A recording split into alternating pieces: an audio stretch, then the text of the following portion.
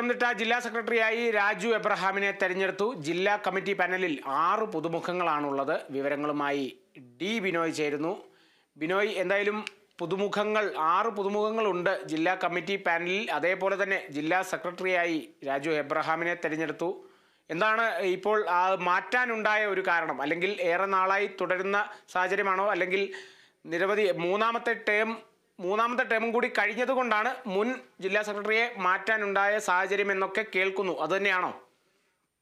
തീർച്ചയായും അങ്ങനെ തന്നെ പറയാം. സമവായത്തിലൂടെ ജില്ലാ കമ്മിറ്റി അംഗങ്ങളെയും ജില്ലാ സെക്രട്ടറിയെയും തിരഞ്ഞെടുക്കാൻ കഴിഞ്ഞു എന്നൊരു ആശ്വാസം CPM നേതൃത്വത്തിന് തന്നെ ഉണ്ട്. പ്രത്യേകിച്ചും 3 ടേം പൂർത്തിയാക്കിയ ഉദയഭാനു സ്ഥാനം ഒഴിഞ്ഞു. പകരം രാജു എബ്രഹാമിന്റെ പേരാണ് സംസ്ഥാന കമ്മിറ്റിയും ഒപ്പം തന്നെ ജില്ലാ നേതൃത്വവും മുന്നോട്ട് വെച്ചത്. അത് മൊത്തം പാനലും അംഗീകരിക്കുകയായിരുന്നു. കാരണം മറ്റാരുടെയെങ്കിലും പേര് വന്നാൽ ഒരു പക്ഷേ മത്സരത്തിനോ തർക്കത്തിനോ ഒക്കെ ഉള്ള സാധ്യതകൾ ഉണ്ടായിരുന്നു. അത് ഒഴിവാക്കാൻ തന്നെയാണ് രാജു എബ്രഹാമിനെ സെക്രട്ടറി സ്ഥാനത്തേക്ക് പരിഗണിച്ചതും അത് പിന്നീട് അംഗീകരിക്കുകയും ചെയ്തത്.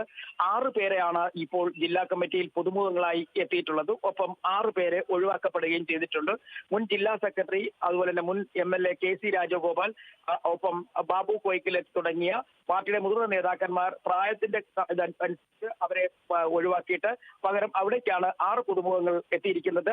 അതിൽ നേരത്തെ തിരുവല്ലയിൽ വിവാദമുണ്ടായതിനെ തുടർന്ന് മാറ്റിയ ഫ്രാൻസിസ് വി ആന്റണിയും ഇപ്പോൾ ജില്ലാ കമ്മിറ്റി അംഗമായി എത്തുന്നു. അങ്ങനെ ഒരു സമവായത്തിലൂടെ ജില്ലാ കമ്മിറ്റി അംഗങ്ങളെയും ജില്ലാ സെക്രട്ടറിയും തിരഞ്ഞെടുക്കാൻ കഴിഞ്ഞു എന്നുള്ളതാണ് ഇപ്പോൾ പത്തനംതിട്ട ജില്ലാ നേതൃത്വത്തിനുള്ള ഏക ആശ്വാസം. എന്തായാലും ഇന്ന് ഇപ്പോൾ ചർച്ചകളും സമ്മേളനം എല്ലാം തന്നെ പൂർത്തിയായി കഴിഞ്ഞിരിക്കുന്നു. ഇനി വൈകുന്നേരം 3 മണിക്ക് റെഡ് വോളണ്ടിയർ പരേഡും തുടർന്ന് ബഹുജന റാലിയും സംഘടിപ്പിച്ചിട്ടുണ്ട്.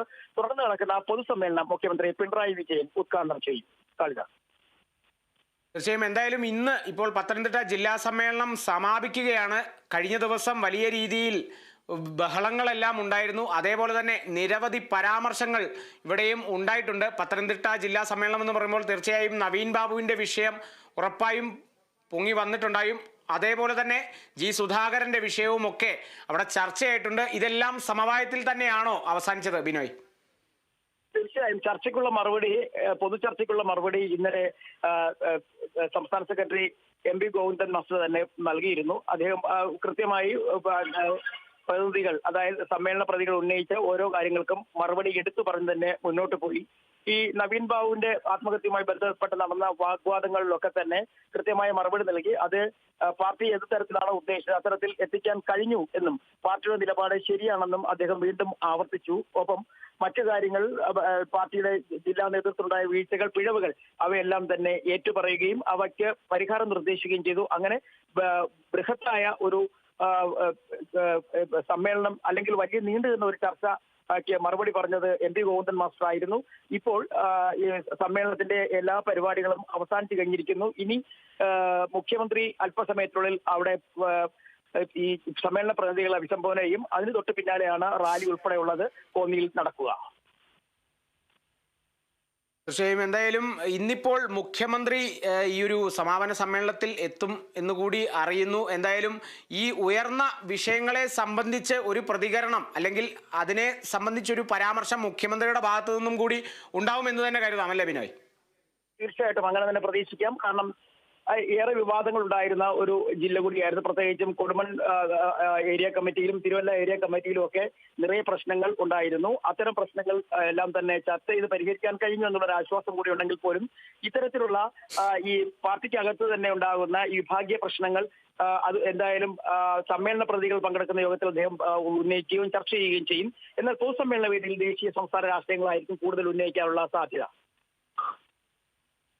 തീർച്ചയായും ഇനിയിപ്പോൾ മുഖ്യമന്ത്രി എത്തി, അതിനെ സംബന്ധിച്ച് ഒരു സമാപനം കൂടി കഴിയുമ്പോൾ ഇനിയും നിരവധി ജില്ലാ സമ്മേളനങ്ങൾ ബാക്കിയുണ്ട് എന്ന് തന്നെയാണ് അറിയാൻ സാധിക്കുന്നത്. ഏതൊക്കെയാണ് ബിനോയ് ഇനിയിപ്പോൾ ബാക്കിയുള്ള ജില്ലാ സമ്മേളനങ്ങൾ? അതായത് ഈ മാസം അവസാനത്തോടു കൂടി തന്നെ, ജനുവരി അവസാനത്തോടു കൂടി സമ്മേളനങ്ങൾ പൂർത്തിയാകുമെന്നുള്ള വിവരമാണ് നമുക്ക് മനസ്സിലാക്കാൻ കഴിയുന്നത്. തൃശ്ശൂരാണ് ഏറ്റവും അവസാനമായി സമ്മേളനം നടക്കുന്നത്. അവിടെ തൃശ്ശൂർ സമ്മേളനത്തോടുകൂടി കഴിഞ്ഞാൽ പിന്നീട് സംസ്ഥാന സമ്മേളനത്തിന്റെ കാര്യങ്ങളിലേക്ക് കടക്കും. ഏകദേശം 1 മാസം വ്യത്യാസത്തിലായിരിക്കും സംസ്ഥാന സമ്മേളനത്തിന് ജില്ലാ സമ്മേളനവുമായി. ഏകദേശം മാർച്ച് ആദ്യവാരത്തിലാണ് സംസ്ഥാന സമ്മേളനം കൊല്ലത്ത് നടക്കുന്നത്. മാർച്ച് 6, 7, 8, 9 തീയതികളിൽ, അങ്ങനെ 4 ദിവസങ്ങളിലായാണ് സംസ്ഥാന സമ്മേളനം നടക്കുക. അതിന് മുന്നോടിയായി അവസാന ജില്ലാ സമ്മേളനം തൃശ്ശൂരിൽ ഉണ്ടാകും. അതോടുകൂടി തന്നെ ജില്ലാ സമ്മേളനങ്ങളും പൂർത്തിയാവും. പിന്നീട് പാർട്ടി കോൺഗ്രസിലേക്കാണ് കടക്കുക. മധുരയിലാണ് പാർട്ടി കോൺഗ്രസ്. ശരി ബിനോയ്, എന്തായാലും പത്തനംതിട്ട ജില്ലാ സമ്മേളനം അവസാനിച്ചിരിക്കുന്നു. ഇന്ന് സമാപിക്കുകയാണ്. ഇന്ന് വൈകിട്ടോടു കൂടിയാണ് സമാപിക്കുക.